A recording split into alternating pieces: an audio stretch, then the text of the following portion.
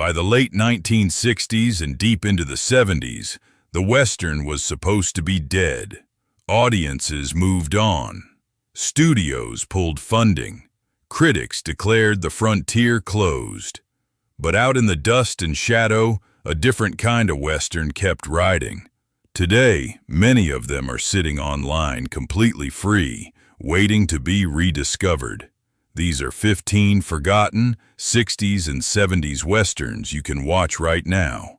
Number 15, Deadwood 76, 1965. Deadwood 76 feels like a Western made at the edge of exhaustion. Released at a time when the genre was quietly collapsing, this film follows a drifting young gunman who finds himself mistaken for Billy the Kid and slowly pulled into a legend he never asked for. The story moves with a strange fatalism, as if the film already knows the myth is hollow but cannot escape it. What makes Deadwood 76 compelling is its atmosphere of decline.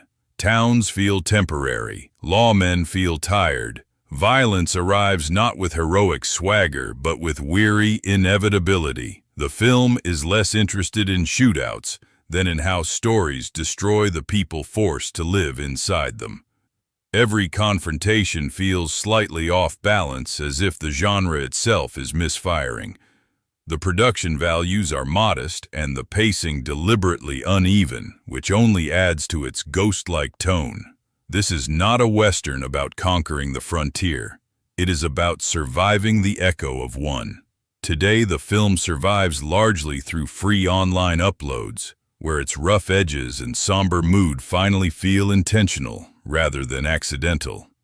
Deadwood 76 is a quiet farewell to the romantic outlaw fantasy delivered before Hollywood fully admitted it was over. Number 14, A Time for Dying, 1969. A Time for Dying arrives at the end of the 60s, carrying the moral weight of a decade that no longer believed in clean heroes. Starring Audie Murphy in one of his later roles, the film tells the story of a young outlaw raised on violence who begins to understand that survival comes with consequences no gun can erase. This Western rejects glamour almost entirely. Shootouts are brief, brutal, and uncelebrated. Authority figures are compromised. Redemption is suggested but never guaranteed. Murphy's performance is restrained and heavy with resignation, making the character feel less like a legend and more like a man running out of excuses. What makes the film resonate is its emotional honesty. The story does not rush toward closure. It lingers on regret and moral confusion, reflecting a world where Western justice no longer feels simple.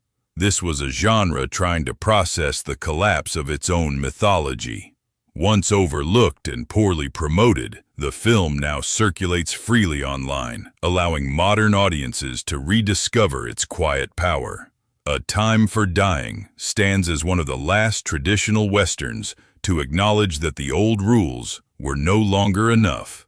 Number 13, The Plunderers, 1960. The Plunderers opens the decade with a warning rather than a celebration.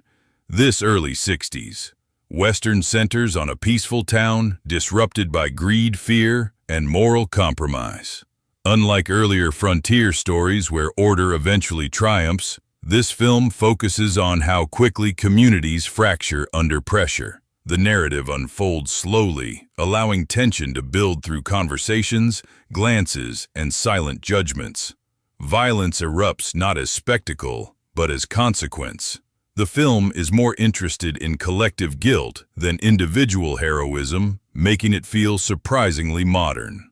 Stylistically, The Plunderers still carries traces of classical Western structure, but its themes push towards something darker. Authority figures are weak, outsiders are scapegoated, justice feels uncertain. These ideas would become common later in the decade, but here they appear early, almost prophetic. Now widely available through free public domain uploads, the film has found new life as a bridge between old Hollywood Westerns and the revisionist wave that followed.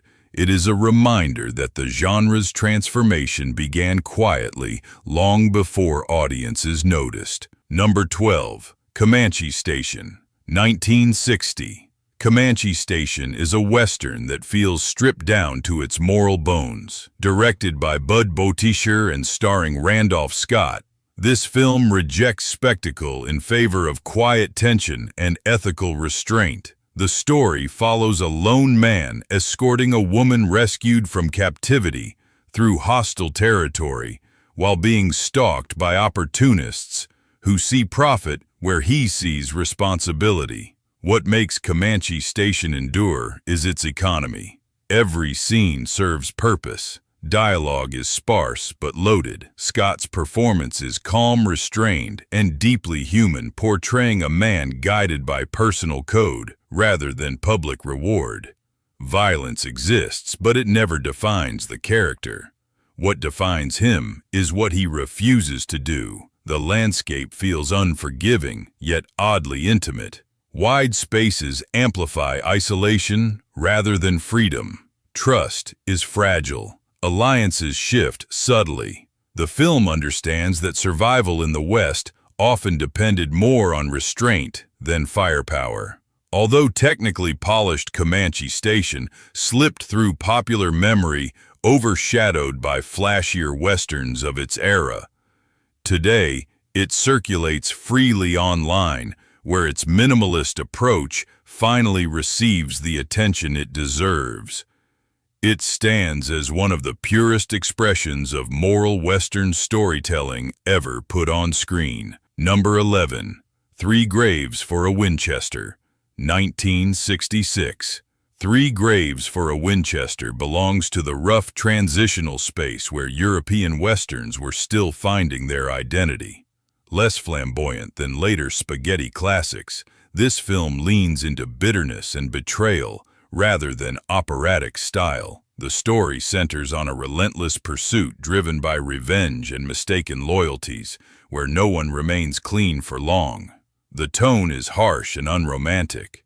Characters lie easily. Violence arrives suddenly. Motivations blur as survival replaces honor. This is a Western where justice feels improvised and often wrong. The gun becomes a tool of desperation rather than dominance.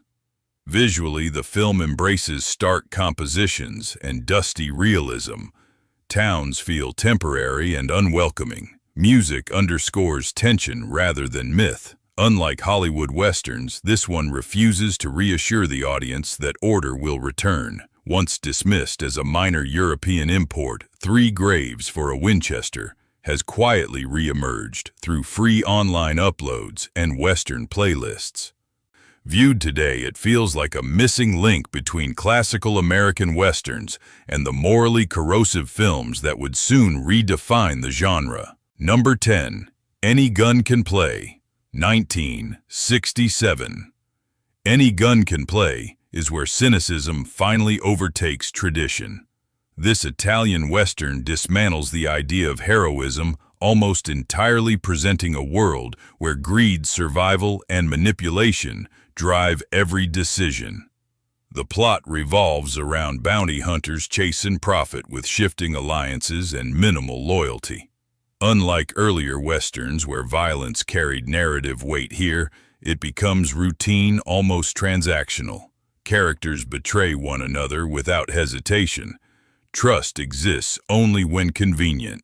The title itself suggests the film's philosophy that morality is interchangeable and power is temporary.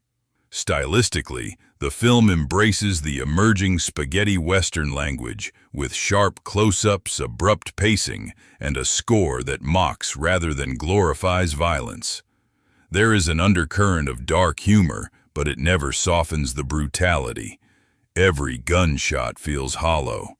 Long overshadowed by more famous European Westerns, Any Gun Can Play now survives through free digital circulation, where its bleak worldview feels strikingly modern. It marks the moment when the Western stopped pretending to offer answers and instead began documenting collapse. Number 9. Minnesota Clay, 1964. Minnesota Clay is one of the strangest and most mournful Westerns of the 60s. Marketed as a traditional frontier tale, it quietly reveals itself as something closer to a funeral march for the genre. The film follows a legendary gunman returning home after years away, only to discover that reputation is a burden that never loosens its grip. The central idea is devastatingly simple. A man can't outrun the story people tell about him. Even when he wants peace, the myth demands violence. The film treats gunfights not as moments of triumph, but as obligations forced upon a man who no longer believes in them. Visually, the film leans into stark lighting and restrained compositions. There is a constant sense of waiting, as if every scene is holding its breath. Silence often replaces dialogue, allowing regret to fill the space. The pacing is deliberate and occasionally uncomfortable, but that discomfort is the point. Once dismissed as an odd European Western Minnesota clay, now circulates freely online, where its melancholic tone resonates more strongly than ever. It is a film about legacy decay and the impossibility of escape in a world that refuses to forget who you were. Number 8. Four Fast Guns, 1960. Four Fast Guns looks like a standard early 60s Western on the surface, but beneath its familiar structure lies a surprisingly grim story about revenge and consequence. The film centers on a woman determined to avenge her brother's death, navigating a town ruled by corruption and fear. What separates this film from earlier Westerns is its refusal to romanticize vengeance. Every step toward justice deepens isolation.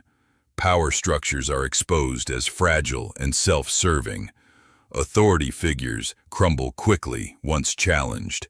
The town itself feels hostile and claustrophobic rather than expansive. Streets are narrow. Faces are suspicious. Violence erupts suddenly and without ceremony. The film suggests that frontier justice often served personal grudges more than moral order, long forgotten and now commonly found in free Western collections. Four Fast Guns plays like an early warning of the genre's coming transformation. It hints at the moral collapse that later films would confront head-on, making it an essential, overlooked entry from the era.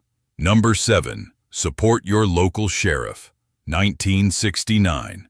Support Your Local Sheriff disguises its subversion beneath humor.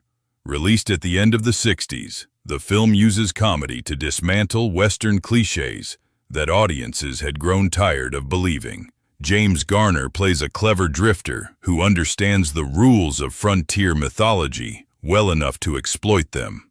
Rather than relying on gunplay, the film emphasizes intelligence manipulation and social engineering. Conflicts are resolved through planning rather than violence. Authority is treated as performance rather than destiny. The joke is not the West itself, but the stories told about it. Despite its light tone, the film arrives at a serious conclusion. The Western no longer needs brute force to survive.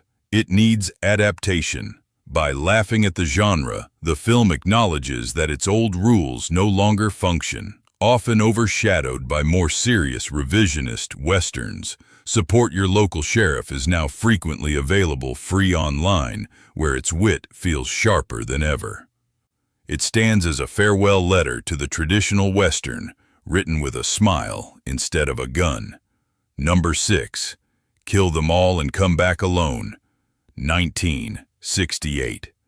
Kill Them All and Come Back Alone arrives at the exact moment when the Western fully embraces moral collapse. This is not a story about law or order, but about hired violence treated as business. The plot follows mercenaries tasked with infiltrating enemy territory, where loyalty dissolves almost immediately and survival becomes the only currency. The film is defined by distrust. Every alliance is temporary. Every promise is bait. Characters speak in strategy rather than belief, and the gun is never symbolic, only practical. Violence erupts casually, without build-up or ceremony, reinforcing the idea that death has become routine. Visually, the film leans into harsh landscapes and aggressive close framing. Faces are sweaty, tense, and suspicious. The score pulses with unease rather than triumph. There is no emotional release, only exhaustion. Once considered a disposable Euro-Western, the film has resurfaced through free online uploads, where its nihilism feels startlingly modern. It represents the point where the genre stops asking who is right and starts documenting how far people are willing to go once nothing matters anymore. Number 5. Day of Anger, 1967. Day of Anger explores the danger of empowerment without wisdom. The story follows a humiliated outcast taken under the wing of a ruthless gunman who teaches him confidence, strength, and violence without restraint. What begins as mentorship quickly becomes manipulation. The film's power lies in its transformation arc. As the student grows stronger, he also grows cruel. Respect turns into arrogance. Justice becomes revenge. The Western myth of self-improvement collapses under its own weight. Stylistically, the film balances traditional spaghetti Western flair with psychological depth. Close-ups linger on shifting expressions. Gunfights feel inevitable rather than heroic. The mentor figure becomes a warning rather than a guide. Often overshadowed by louder genre entries, Day of Anger is widely available through free Western collections online. It stands as one of the clearest examinations of how Western power fantasies create monsters instead of heroes. Number 4. A Town Called Hell, 1971. A Town Called Hell feels like the Western dragged screaming into the 70s. Set against political unrest and religious fanaticism, the film abandons nostalgia entirely. Violence is cruel, chaotic, and ideologically poisoned. There is no frontier optimism left to salvage. The town itself functions as a pressure chamber. Every character arrives carrying guilt, ideology, or desperation. Authority figures are corrupt. Faith is weaponized. Justice becomes indistinguishable from cruelty. The film's tone is relentless. Gunfights are messy. Consequences linger. Moral clarity never arrives. This is a Western shaped by global unrest rather than American mythology. Though long ignored and poorly circulated, the film now exists in free online uploads that allow audiences to rediscover its raw power. A Town Called Hell is not an entertainment-driven Western. It is an autopsy of the genre performed in real time. Number 3. Django Kill, 1967. Django Kill feels less like a Western and more like a fever dream collapsing in real time. Often circulating under alternative titles, this film takes the spaghetti Western to its most surreal and vicious extreme. The story follows a mysterious drifter hunted relentlessly by bandits, townspeople, and authority figures, all driven by greed and paranoia. Violence in this film is grotesque and symbolic. Gold is ripped from bodies. Betrayal is constant. Trust does not exist. The Western landscape becomes hostile, not just physically, but psychologically, as if the land itself rejects morality.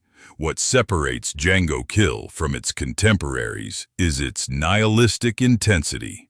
There is no heroism, no redemption, and no illusion of justice. Every character is corrupted by desire. Survival becomes accidental rather than earned. Once banned and dismissed as exploitative, the film now survives largely through free online uploads, where its radical tone can finally be appreciated. Django Kill represents the Western dissolving into nightmare, abandoning realism entirely to expose the genre's darkest subconscious. Number 2. Manaja, 1977. Manaja arrives late in the Western's lifespan, carrying the bruises of a genre already pronounced dead. This is a 70s Western drenched in grime, cruelty, and cynicism. The story centers on a scarred drifter, armed with a brutal weapon navigating a town ruled by exploitation and fear. The film embraces physical brutality. Violence is blunt, heavy, and unpleasant. Characters suffer visibly. Power is enforced through intimidation rather than charisma. There is no romance left in the frontier, only endurance. Stylistically, Manaja blends Western iconography with 70s exploitation aesthetics, creating something raw and unsettling. The score pulses with menace. Faces are scarred both literally and emotionally. Justice is never clean. Once marginalized and difficult to access, the film now circulates freely online in various cuts, allowing audiences to witness how far the Western had fallen from its origins. Manaja is not about reclaiming the frontier. It is about surviving its corpse. Number 1. Keoma, 1976. Keoma stands as one of the final poetic gasps of the spaghetti Western. Released when audiences had largely moved on, the film feels elegiac. Haunted and defiant, Franco Nero returns not as a conquering hero, but as a man out of time wandering through a plague-ridden frontier that no longer recognizes him. The film is structured like a lament. Flashbacks blur with memory. Dialogue feels mythic and mournful. Violence occurs, but it carries sorrow rather than triumph. The world Keoma returns to is diseased, broken, and beyond saving. What makes Keoma extraordinary is its awareness of finality. This is a Western that knows the genre is ending and chooses to mourn rather than fight it. The frontier is no longer a place of possibility, only reckoning. Now widely available through free online circulation, Keoma has gained a devoted following. It is not simply a forgotten Western. It is a farewell spoken slowly, deliberately, and without illusion. These forgotten 60s and 70s Westerns survived outside the spotlight because they arrived too late, too strange, or too honest for their time. Today, they exist online, freely waiting for viewers willing to look past legend and nostalgia.